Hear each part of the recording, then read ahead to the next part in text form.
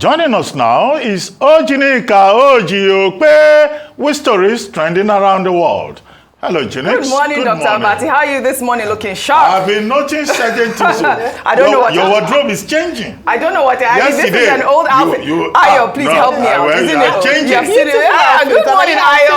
You on the other hand, we were just talking about you the other day, and yesterday you're looking sharp. Today again, I mean, we know where that is coming from. Ayo, how are you this morning? Doing great. Good morning, Rufai. How are you this morning? Morning. Great. Well, all right. Well, good morning to you, viewers. Let's begin what's trending. The stakeholders meeting organized by the Ministry of Works to compensate property owners affected by the controversial Lagos Calabar Coastal Road project took a dramatic turn on Wednesday after the Minister of Works, Dave Umahi, accused property owners of playing politics. The minister also accused the presidential candidate of the Labour Party, Peter Obi, who has been quite vocal about the project, of inciting the people of the Southeast, who, according to him, are not well informed about the project against the federal government. Let's take a look. I just believe that my brother Landmark is simply playing politics with, politicians. Because there is nothing to claim. It brings me to some of the comments made by my brother, His Excellency Peter Obi. I'm not supposed to comment about it because some people have already done the work, and I saw what Arise brought, the say courtesy channel, and they were bringing, similar scenario when His Excellency Peter Obi was governor, and he made a statement. He said, any infrastructure that stands on the way of road construction must go, and there will be no compensation paid, quote and unquote. That's what he said. But look at me, by the human face of Renewed Hope Agenda Administration, we are even paying for people that are illegally staying on the coastline and do not even have, valid infrastructure and valid documents. That is messy. That is messy. Some people darken counsel without knowledge. There is devil in details. When you bring judgment, when you condemn people, you bring judgment upon yourself. And that's what he has done. And I think he's inciting some of the Southeast people that are not well informed. He's inciting them, and he gets them into trouble. And he doesn't go to fight for them. Wisdom is a defense. We know money is a defense. But wisdom gives life to those that practice it. And I want our people to have wisdom because I'm involved. All right, Dave Umahi here. He made a lot of statements yesterday that were, I believe, quite inflammatory because, some people were saying, who made him the mouthpiece of the Igbo people? And he's talking about the fact that, Peter Obi is inciting the Southeast people. I don't know where that is coming from because I believe he was referring to the video that we played yesterday where, Peter Obi had talked about reconstructing the roads. But, in Anambra State when he was governor, Peter Obi has responded. Well, in his response, Peter Obi, in a series of tweets, clarified the video in circulation, stating that during his tenure as governor of Anambra State, he made it abundantly clear that all structures obstructing existing roads and lacking approval will be removed, and that his actions were aimed at prioritizing the repair and maintenance of existing infrastructure to safeguard the livelihoods of Nigerians and to ensure the efficient use of resources. He also addressed the comparisons and Umahi's accusation. His tweet reads in part, "The ongoing destruction and disruption of jobs and livelihoods associated with the Lagos Calabar coastal road construction sharply contrasts with my administration's efforts to improve infrastructure while minimizing adverse impacts on communities. Regarding allegations of incitement against the government, I firmly reject these unfounded accusations aimed at tarnishing my character. My focus is on fostering constructive dialogue and inclusivity rather than engaging in divisive politics.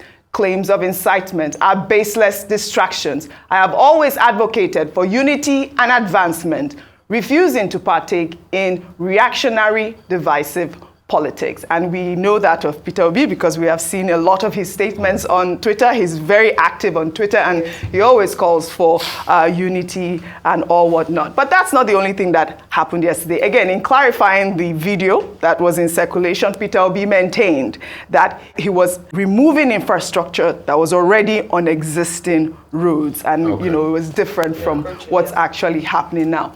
Well, during the question and answer session with journalists, the minister was asked about the approval process of the project by our environmental correspondent, Leila Johnson-Salami, which apparently unsettled the minister, as he claimed that he could not understand her question because of her accent. Let's take a look. Good morning, sir. Leila from Arise News. You mentioned the ESIA is currently being carried out by... Sister, I was raised in the village. Me, I'm not here for me. Well, sorry. So try to speak. I can't help the way I speak. You mentioned that the ESIA was being carried out at the moment. The EIA Act of 1992... I need interpreter. Well, you have enough people next to you. The EIA Act of 1992 states that an EIA must be approved by the Federal Ministry of Environment before the commencement of any project, unless an exemption has been given. It's not done so. There is preliminary approval. There is final approval. Has an exemption been given? And if so, if you have the preliminary approval... Exemption of what? For the project to start without the final approval. If you have the preliminary approval, can this be shared with the public? We are following due process. So can we have a copy of the preliminary approval? It is federal government that gives the approval. It's not you. So can we have a copy of the preliminary approval? We have the approval. And you can make that public to the media? Everything in order. Okay, thank you. 2 more questions, please. First of all, we at Arise News commend Leila Johnson-Salami for standing her ground. She was a true gem. She represented true journalism. Rufai. I mean, Leila, top marks for you. Don't worry. We'll see where we used to see. You know now. But Leila raised a very important question. Yes. And I'm happy Peter Obi has clarified. And I think Umahi was just rigmaroling and trying to divert attention by saying Peter Obi is inciting. He was not inciting anybody. There's something you call scale of preference in a project. We can't be doing a project of over 1 trillion of over 7 kilometers when the Ekpoma road is in a very dire condition and people cannot pass that road. There are other roads that need attention. So it's not sailing. So this is trying to distract, is not working. But Leila asked a pertinent question about EIA. Correct. EIA goes through a very, very regimented process according to the EIA Act of 92 that she talked about. This project falls under category 1 because it's also an infrastructure and it's also reclamation of land. And you need a very copious a process that involves the stakeholders. And it takes time to be able to get. At first, you write a proposal, you go through the first process, they reply to you, then you go through scoping. This project has started long before now. They've done over 1 kilometer. We should ask him what EIA did he get before they started the project. I'll give you a document I'm seeing that's circulating now. That the Lagos Calabar Coastal Highway Project Phase 1, blah, blah, blah, Madu Bello and all of that, invitation letter for scoping workshop of the ESIA and RAP studies was just done on the 20th of April. You can't be doing scoping on the 20th of April and by 1st of May you're already demolishing this property. Because those stakeholders are not carried along. You know, this EIA, you also need to advertise it. There's a 21-day working day threshold and a couple of other thresholds you need to be able to take. That's why a lot of people are asking, what's the plan? Look at this, something you have shown. The environmental impact assessment. Do you know that there are pipes underground that goes through all of this? There are sewage pipes, there are many other pipes. What was done as regards all of this? Even the water body, what was done as regards the environmental impact assessment? And that's why Leila asked a very pertinent question. And we should also ask him this morning. Did he follow the due process of EIA? I'm not saying EIA that afterwards some people will flip out a document that they got from somewhere. Yeah. Did he follow the due process of EIA? What is the advertisement with the stakeholders and all of that? Because that stakeholders forum was already to pay compensation. That means there was a completion of EIA. When was it completed? If the scope was just announced, we're seeing a document that says, the 20th of April. All right. So we're going to ask for the EIA. Absolutely. And ask the empirical questions. I think so, because, he did say that he will provide documents, so we are waiting. But I'd like your analysis on that interaction between Leila Johnson-Salami and the Minister of Works. Well, thank you very much, Leila. First of all, I wanted to applaud such excellent journalism on show. The fact that, despite the fact that the minister tried to rattle her, intermediated technique, when she said to ask questions, because he's a Minister of Works and he served as governor, so he must have interacted with people from different nationalities, with different accents and different manner of speaking, and he's able to understand them. And so initially, because the first statement she made was about the EIA, and then he then went on to distract or digress from the main point, and she stayed on focus. I want to say that. But I think it also points to the fact that journalists have a duty to hold government officials to account. Oftentimes it's said that we have the laws in place. Yes. It's just that except it's investigated or searched out, things are done with impunity in many instances where due process is not followed. I'm not saying this is the case in this instance, but I'm saying that the reason why these questions must be asked and asked intently is that a number of times people get away with things because nobody checks or no one questions. Right. And unfortunately, we have a system where leaders, older people, government officials don't want to be questioned. It's almost like, who are you to question me? Who are you to ask? He asked, he said, are you the one that is regulatory authority? No, but she is, or she has the authority to question certain things. Absolutely. So I believe that when it comes to things like this, let the journalists do their jobs. They are there. You ask for a forum, you ask for people to ask questions, then allow people to ask questions. So I thought it was very excellent that she brought that point, and she was determined and dogged until she received a response. Absolutely. Well, Dr. Abati, before I come to you, in the meantime, during that interaction, the governor had said that the federal government has put a human face to the whole process,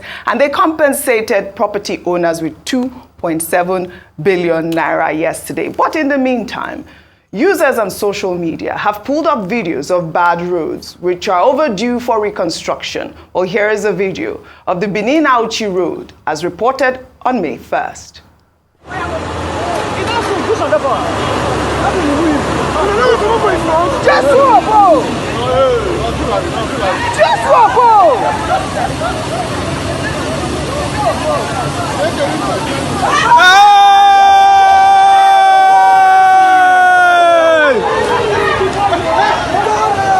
Jesus! And then they tell them that driver dey inside though.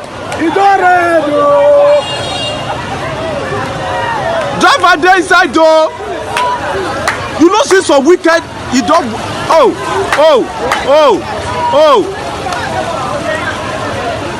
and they tell say Mark no go pass this thing.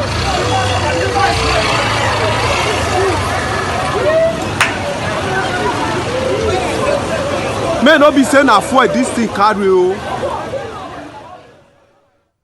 And look at that disaster, Dr. Abati. And this was what Peter Obi had posted in two of his tweets. He did not talk about the fact that the government cannot construct the road, but he was talking about maintaining old roads. And we are seeing this happening, and this was circulating only yesterday. But let me take a tweet from FS Yusuf, who wrote, they want to build a coastal road linking Lagos to Calabar, but Lagos-Ibon Expressway is a disaster.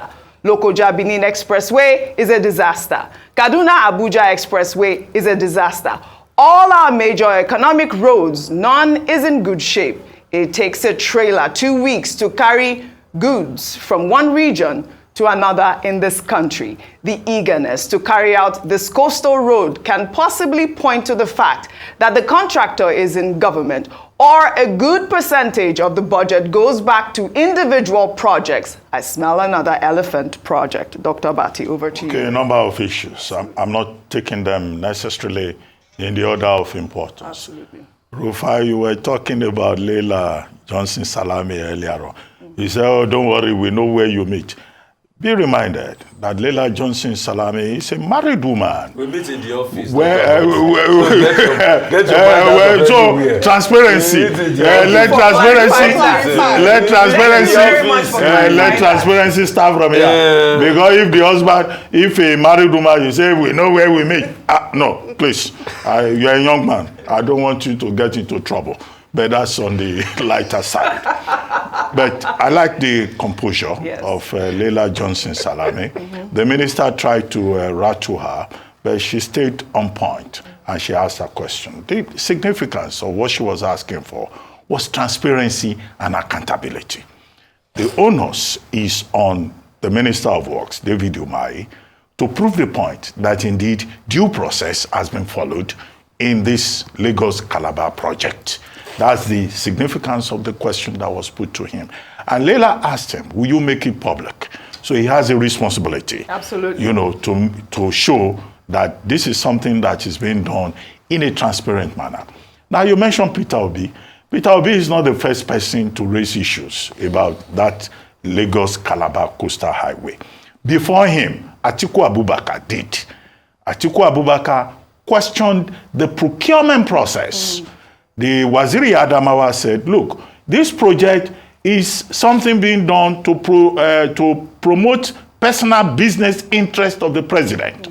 And he said, High Tech, the company that has been given the project, the original plan was that they would do it 100%, build, operate, and transfer, according to Atiku Abubakar. And how come the same company will be given 1.07 trillion naira for channels 0 to 3 of the project? Nobody has properly addressed that question. So the whole thing about all these questions being raised, whether by Waziri Atiku Abubakar or by Mr. Peter Obi or the media, is simply that we need more information in terms of transparency and accountability. And Minister David Umahi should not think that he could just wave it off. That's my first point. My second point has to do with the fact that yesterday when we discussed this same project, we said, yes, the right of the federal government to take over land within the coastal space by the land border along all the littoral states. We have 9 littoral states in Nigeria. It's constitutional. And it's also supported by UNCLOS, International Convention on the Law of the Sea. I stated all of that yesterday. However, that they should do it like human beings. So it is gratifying to hear the minister saying yesterday that they are paying compensation. 2.75 billion. 10 businesses have been compensated in this regard. That means, the intention is not to be callous. Yes. So I think that's an important development. They have also said that by next week, they are also going to pay more people. Because people who are doing business in this difficult environment where everything is going up and nothing is coming down, I mean, they don't need to be treated, with, sheer inhumanity. So I think that is also a very good development. Number 3, is to ask the question, again with regard to transparency and accountability. It was Mr. Peter Obi who raised the question that, why is this a priority? Yeah. Now, the question to ask with regard to that, what are they doing about the old route? Yeah. This our Lagos Calabar route, the main road now, absolutely, the one that passes through Second Niger Bridge. That's the main question. What are they? No. Just wait a moment. What are they doing about that route? Yeah. Because it is likely that the Tinubu administration will abandon that because that's also an important route, and then do the Lagos Calabar Coastal Highway. 4, what all of this shows is that the Tinubu administration has now put a burden onto itself. With all the furore, the ulabalu that we have had over this Lagos Calabar Coastal Highway, they have an obligation to complete it. Dave Umahi is talking about channels 0 to 3, which is in Lagos State. Now, if they don't go beyond that Lagos State, people will accuse this administration of just interested in creating a road in Yoruba land. and not taking it all the way. So President Tinubu must see this as a legacy project because he will be reminded if he doesn't complete it within his tenure, whether he's going to use 4 years or 8 years, that he simply did it just to satisfy Yoruba Southwest interest. Northerners, even if he completes it, will say that this is a road that he has done in the South. Now, number 5. Now, you pointed out the example of Benin-Auchi route. Yes. There are so many other routes. That's why I read that tweet. There is the East-West route in the South-South. There is the Lagos-Ibadan Expressway, where that's even in a better condition now. One of the things that the Buhari administration tried to address. But Dave Umahi has told us that they are working on other routes. He has talked about Badagry, Sokoto. He has talked about Calabar to Maiduguri. Now, we hope that attention will be paid to all of these other roads. But these roads that you showed us this morning, it's a statement on the Buhari administration, the maladministration that Nigerians had to endure for 8 years. So much money was spent under President Buhari on roads. Where are those roads? Those are the questions. So, President Tinubu has said he's not here to complain. He knows he has inherited problems. Can he solve those problems? And can we have evidence that he's working at those problems in a fair and just manner, in a manner that all Nigerians will feel that this is a well-meaning government, not a Yoruba government that will only do channel 0 to 3 in Lagos. I like that point that you just raised, and I also like the fact that you pointed out it is not only Peter Obi that has questioned this road, even Atiku Abubakar has, but Dave Umahi yesterday felt the need to respond to only Peter Obi and the claim of inciting the Southeast, and that rhetoric must stop. We'll take another story. Well, in Lagos State, the Commissioner for Environment and Water Resources, Tokunbo Wahab, on Wednesday revealed that the government has uncovered 86 rooms under the Dolphin Estate Bridge in Ikoyi, where tenants were paying an annual rent of 250,000 naira. Wahab posted videos showing officials of the commission demolishing the rooms, which has sparked a debate online over the high cost of living in Lagos, with many questioning the logic behind paying such a high price for living under a bridge. Let's take a look. Now here you dey live, madam. When have you been living here? Since last year. Now here you born this your baby.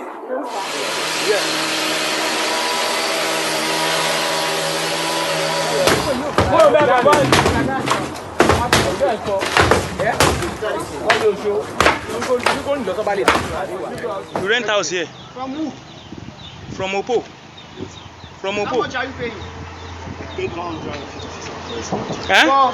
150. For what? For a room. For a who? For a year or for how many months? Yeah, for a year. You are police officer. I'm not showing you my ID card. You are living here, Abi? Are you living here? Yes. What are you doing here? I stay here. This is only weekend I go. Now don't here they serve. So is it the place you are supposed to rent? This is where I hide myself. I did not even rent house. You know rent house? This container that is here. It's embarrassment. It's not an embarrassment. I have my house that I built myself. Where can you go there? Well, kudos to Commissioner Tokunbo Wahab and the entire team. I mean, this is absurd. I reached out to the Lagos State government. They said they have launched a manhunt for the landlord who's been collecting these exorbitant prices. And it appears to also be some sort of criminal ring as well. But you saw that police officer there. He was also part of the people renting there. Or did he claim he was renting, or he says, this is my hideout? I mean, I don't understand this thing. It's his side house. It's his side house. He has another... It's interesting that the people who are meant to be enforcing the laws are the ones breaking the laws. But I think this also raises a question around affordable housing. Yes. We've often talked about the Federal Housing Authority, what they're doing. I know it's part of the Renewed Hope agenda, that people have to go through extreme means. 50,000 now is not a small amount of money. And then what people do, and I hope they get that landlord. Yes. Because people take advantage of others, suffering to make money. But beyond that, can we also catch those who are leveling on car parking, unauthorized people who collect money to park cars on Lagos roads. Because if we accuse the landlord and we're looking out for him, there are many people who make money illegally from putting tolls or taxing people that ought not to be taxed. But please, can we have affordable housing for Nigerians? I like that point. I mean, those tenants, though, we need to hear from the Lagos State government and, the Environment Department to find out what happened to them. I hope that they are fine or whatever it is, if they are actually not culpable in the crime. Dr. Abati, we only have 30 seconds. Well, I mean, this is just a reflection of the crisis that we face. Yesterday was just Nigerian Workers' Day. Yes. Some of those people living under the bridge, they probably will dress up from there and go to work. The plight of the average Nigerian. It also shows how people are lawless in this country. Absolutely. The kind of audacity that people have. Somebody will just go and take public space and convert it into a sheds, and he will be collecting rent. 86 of them. There are 86 rooms. In a state that has a government. The Lagos State Building Control Environmental Agency going after them, I think is in order. Yes. I have no problems with that. I mean, these bridges, these people, they also constitute problems. They climb the bridge in the evening. Yes. Some of them disturb innocent people who are traveling on those bridges. So this is much better than the Lagos State government demolishing people's houses, destroying people's property in a mindless manner. Those that Rotus showed us yesterday. By yesterday afternoon, those people had started fixing their buildings back. It's a question of getting the right priorities. But people going to sleep under the bridge, it's also, as you said, part of the housing crisis. Well, I'd like to thank you all for a great analysis, as always, on What's Trending. Well, that's all I have for you guys on What's Trending today. I'll see you all tomorrow.